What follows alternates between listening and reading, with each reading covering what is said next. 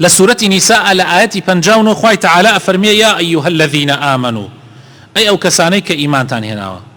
أهلي مزقود أهلي إيمان خوي تعالى بيتانا فرمي أطيعوا الله وأطيعوا الرسول جرايلي خوابكن باشان جرايلي بيغمريش بكن وأولي الأمر منكم وهروها جرايلي أو كسانيك أبرن بفرمان روا بسرتانوا فإن تنازعتم في شيء أقربو دمقاليك دروز بو كشمان داكيشيك دروز بو لمسأليك بيقرنوا فردوه إلى الله والرسول بيقرنوا بولاي خواو بولاي بيغمركي إن كنتم تؤمنون بالله واليوم الآخر ذلك خير وأحسن تأويلا أقر إيو باورتان هي بخواو بيغمري خوال لهر موضوعك كيشتان بودروز بي أبي بيقرنوا بولاي خواو بولاي بيغمركي بولاي خوا بولاي پیغمبرك امام ابن القيم افرمي تماشاي ام آياتبك ورد برولي اي ايمان دار خوي تعالى افرمي اطاعي خوابك اطيعوا الله باشان يكسر حرب نالي اطيعوا الله والرسول يا اطيعوا الله والرسوله لمشينا افرمي اطاعي خوابك واطاعي پیغمبرك افرمي بتايبت فعلك دوباره اكاتو ابو اوي بزاني إطاعي پیغمبر و شوين كوتني سنتي پیغمبر صلى الله عليه وسلم خوي بو خوي لخويا واجب بيأوي بقريتو بقرآنش بيأوي بقريتو بقرآن خوي بو خوي إطاعي پیغمبري خواه صلى الله عليه وسلم واجبه چونك خوي تعالى قرآن شتيكي وكو قرآني بپیغمبر صلى الله عليه وسلم داوة كسنتي پیغمبر صلى الله عليه وسلم بلام نافرمي خوي تعالى أطيعوا الله وأطيعوا الرسول أم جاب فرمي وأطيعوا أولي الأمر منكم دوباره فعلك دوباره كاتوبو أوانيك كاربدستان إطاعي أوانيش بكن أزانن بو چونك كاربدستكان لدواي پیغمبر صلى الله عليه وسلم كدين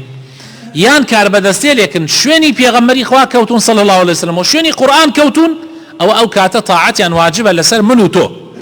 هر كاربدستي أجر قرآن والسنة بكاتها برنامج جيانيو لقرآن والسنة لا ندا بيويس لسر إيما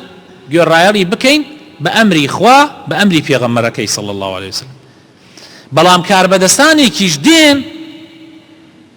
شويني پیغمبري إخوة ناكون صلى الله عليه وسلم شويني قرآن والسنة پیغمبري إخوة ناكون آية إيما هر أبي بجوان بكين ببي آياتك نخير أجر داواي اشتيك يان كرت مخالفي قرآن بي مخالفي سنتي پیغمبر بي صلى الله عليه وسلم اما بلين بقوتان ناكين لبيغمبر اخوة افرمي صلى الله عليه وسلم لحديث هاتو افرمي لا طاعة في معصية انما الطاعة في المعروف پیغمبر اخوة صلى الله عليه وسلم افرمي طاعة لتاوانا نية يعني هيج كسيك حتى تنذكر بقسي باوكي خوي ناكا لمعصيته كر بقسي باوكي خوي ناكا لجناح ومعصيته اگر باوك داوات ليبكا اتر باوك لو او بريتي يعني لدواي خوا باوكو دايكا اگر باوكو دايك داواي جناحان لي كردينا ببقسيان بكي ريزيان لي اجري دس اجري تسينغو بويان حتى اگر داواي شريك قراردانش بكن بو خواتو هر ريزيان لي اجري ريز قرتن جوازه بس بقسا كردن بقسيان ناكي وجورياليان نابي طبعا اما بو دايك وباوك اي يتربو كاربدستيش بهمان شيوه هر كاربدستي مخالفي شريعتي خوابك ببي ام آيته تو بجويناكي بقسيناكي لو مسائلانه بقسيناكي نابي بلي كاربدس خواي سرزويه اني كسوا علينا وقسي مسلمانان نيه كاربدس خواي سرزوي نيه كاربدس جيبجيكري فرمانەکانی خوا و پێغەمبەرەکەیەتی لەسەر زەویە و خزمەتکاری خەڵکە نەک خوای خەڵکە ئەو قسە غەڵەتە ئەبی ئاگامان لێی بێ هەر کاتێ شریعەتەکەی خۆیان جێبەجێ نەکرد و ئەڵێی کاکە ئەلەیرە بوەستە من بە قسەت ناکەم آخر ئاەت کە باسی یەکەم ئەمڕۆ لە خزمەتتانە ئەوەیە کە خوای تەعالا لە قورئانە ئاەتێک ئەفەرمێ زۆر ترسناکە وحق إيما زور بورياي وتماشاي بكين تماشاكن سورة نساء آياتي 56 آياتي 65 عفوا خوای تعالی فرمي فلا وربك قسم بپروردگاری تو ای محمد صلى الله عليه وسلم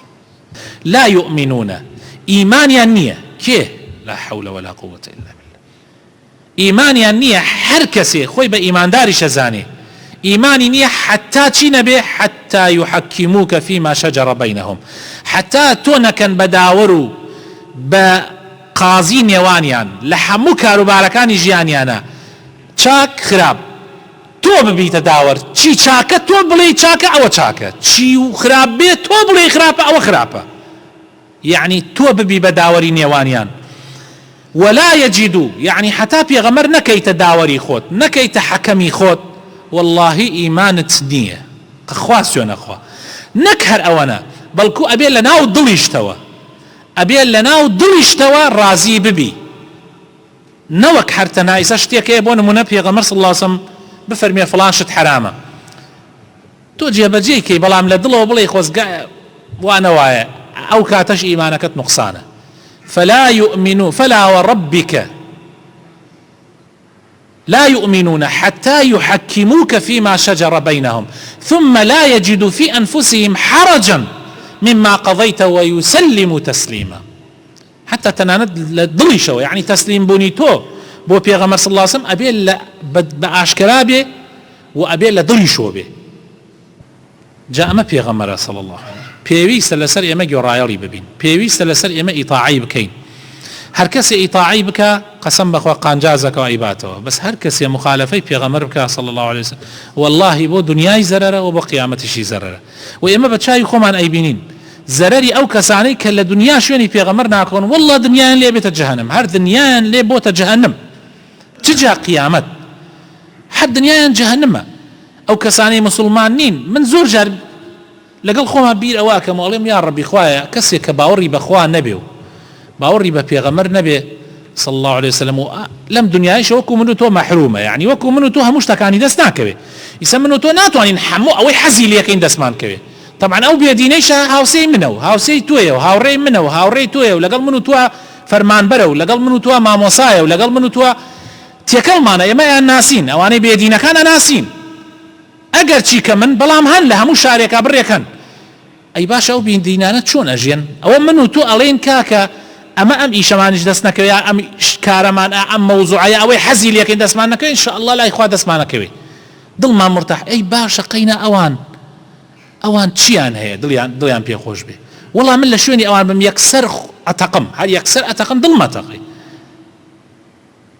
چونکە تۆ بە هیچ ئومێدێکت نییە پاداشێکت دەستکەوێ لەسەر سەبر لەسەر ئارامگرتن هیچ ئەوە تا ئەیان بینین دانە دانە پیرە بن ناگەنە ئاواتەکانیان و دانە دانە ئەمرن ئەی تو خۆ ئەم ژیانە بۆ ئەوان گەرە چی تامێکی هەبێ